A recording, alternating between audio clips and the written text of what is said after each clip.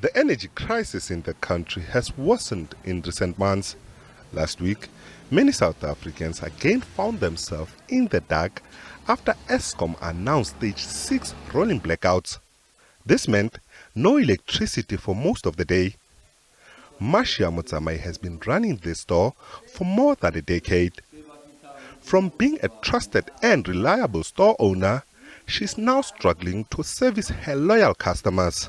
Her store, which has always been filled with stock, is now housing empty shelves thanks to load shedding. She says the current situation has affected her health. Mentally, emotionally, it affected me a lot because I'm drinking tablets now. Because sometimes you think, even at night you can't sleep. You have to think, what am I going to do tomorrow? What am I going to please my people that depend on me? Tamima Zibuko is another load shedding victim. He owned his store for more than 28 years now, which has enabled him to pay off his debt and take his children to school and university. But now, a once bustling shopping complex has turned into a ghost town. Mazibuko says people rarely come to his shop due to load shedding. He says people don't buy food to cook because there's no electricity. Very, very badly. Very badly. You can't imagine what's going on here. We're throwing our stuff. We can't keep up. We have no clientele that's coming around here. So who's going to buy from you when they don't have electricity with which to cook? Yes, it's affected us very badly. Many businesses are still recovering from the nationwide lockdown restrictions that were imposed to curb the spread of the deadly COVID-19 virus. They say they feel the same pinch due to load shedding. Some South Africans are threatening to hit the street to protest against the blackouts, but others say they don't see a need.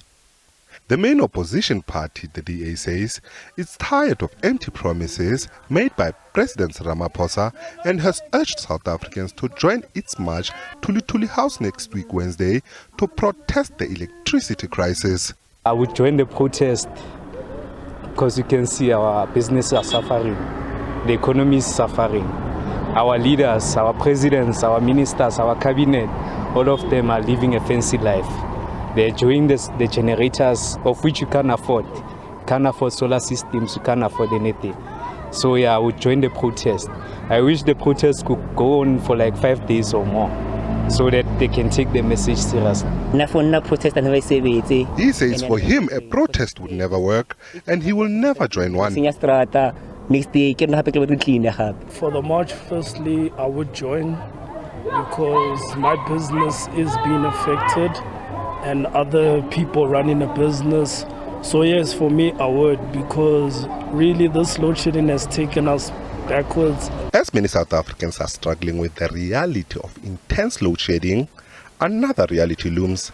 The 18.65% electricity hike approved by the power regulator NERSA late last week, and President Cyril Ramaphosa's decision to skip the annual World Economic Forum in Davos to deal with the electricity crisis appears to have done little to lift the doom and gloom that has gripped the country. Ntlanhla Khatlhane, SABC News, Johannesburg.